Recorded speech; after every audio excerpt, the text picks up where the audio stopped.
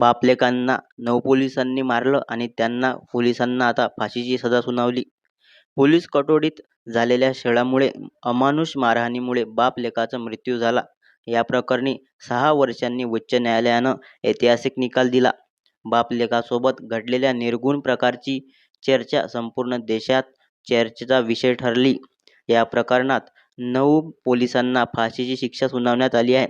तमिळनाडूच्या सतानकूलमध्ये पोलीस कटोडीत बाप-लेकांना अतिशय अमानुषपणे मारहाण करण्यात आली होती.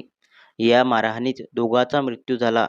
या प्रकरणात उच्च न्यायालयाच्या खंडपीठानं सर्व 9 आरोपींना फाशीची शिक्षा दिली. पोलिसांच्या हातून घडलेला गुन्हा हा अति दुर्मिळ असल्याचं मद्रास उच्च न्यायालयाच्या मदुरै खंडपीठानं निकाल देताना म्हटलं.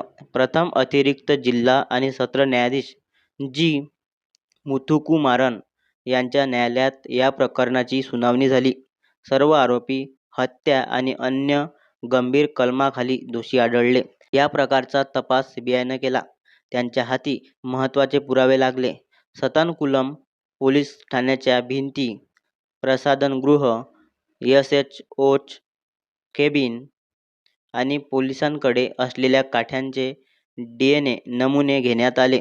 ते पीडित जयराज आणि त्यांचा मुलगा बेनिक्स यांच्या डीएनएशी जुळले.